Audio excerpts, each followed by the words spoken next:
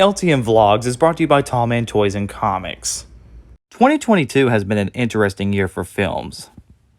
There have been a variety of films released this year on the big screen. Some are good, some are bad, some are scary, some are weird, some only exist just to make money, and some can leave a really big impact on you. However, if there is one film that I am really looking forward to this year, it's gotta be Guillermo del Toro's Pinnochio. That's right, my most anticipated film of 2022 is the adaptation of Pinocchio. Directed by Guillermo del Toro, who directed Hellboy, Pan's Labyrinth, The Shape of Water, and a few others. This is one of those movies Guillermo del Toro has been working on for a while. You see, the movie went through a lot of development hell. The movie was supposed to be a darker version of the original story, but nobody wanted to make it. That is until a few years ago when Netflix bought the rights to the film. And we've gotten a couple trailers, and to be honest, it looks really good. But in order for me to really talk about this movie, I need to give you all the reasons as to why I think this is my most anticipated film of 2022. Also, before you guys say anything, no, it's not just because of the fact that Netflix is making this, despite Netflix dealing with a lot of other problems.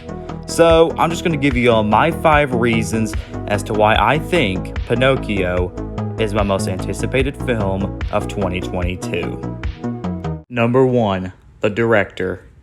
Like I said before, this movie is being made by Guillermo del Toro. And I've already mentioned some of the movies he's made before, but he also produced films like The Book of Life, Mama, Scary Stories to Tell in the Dark, and a few others. Guillermo del Toro is one of my top 5, maybe top 3 favorite filmmakers of all time. Guillermo del Toro is really good at taking dark fantasy stories and turn them into horror films, like you see in Pan's Labyrinth or The Shape of Water. He's also really good with drama. Now, his horror aspect and fantasy elements work better, but even the drama's pretty well done here. And that's why I'm looking forward to Pinocchio. He's gonna turn this old, fancy little story and turn it into a dark adaptation. And we're gonna talk more about Pinocchio on this list, but let's just say Guillermo del Toro is the right person to tell this story, especially when he combines with dark fantasy elements, like you see in most of his other films. Now, I don't know if the horror elements will work in this film, but the dark fantasy and maybe some of the drama will totally work in this. Number 2, the animation. The animation for this movie is stop motion. The animation reminds me of something like from most Leica films, like Coraline or Paranorman. But also, the animation is actually done by Shadow Machine Studios, who worked on Robot Chicken and Trip Tank. So, the animation for this looks really top-notch and better than how those shows look. So, I'm really hoping the animation will bring something new to all this and will help with the dark tone of this film. Or, at least from what I've also heard while writing this, the movie's also going to be a musical. So, there's that. We're going to get to that. Number 3, the cast. The cast for this movie looks pretty promising. I mean, it's not just your main ones like Ewan McGregor, but you also have Ron Perlman, John Turturro, Gregory Maine, and so much more. Some of the casting roles actually kind of fit well in these roles. Now, I forgot which characters are playing besides Ewan McGregor as the cricket, but everybody else seems like they have a very good role, and I'm hoping that the cast will bring something new to this story and how they perform. Though, is it just me, or does this Pinocchio look like a broken down version of Spud from Bob the Builder? I don't know, I just found that very freaking weird. Number 4, the music. For my information, the music for this movie was provided by Alexandra Desplat, who also did music for Fantastic Mr. Fox, Isle of Dogs, Harry Potter and the Deathly Hallows, and even Godzilla 2014. Now, it's not clear that if he's writing any songs, but I am hoping the music will leave a good impact on this movie because his music score in most of those movies that I mentioned before are really solid. And most of his score has like a dark, laid-back tone to him, so it would really fit the tone of this movie. And for my 5th and final reason, the original story. Remember how I said in the beginning that this was just a usual regular fairy tale? Well, Pinocchio was actually a really dark and sadistic story.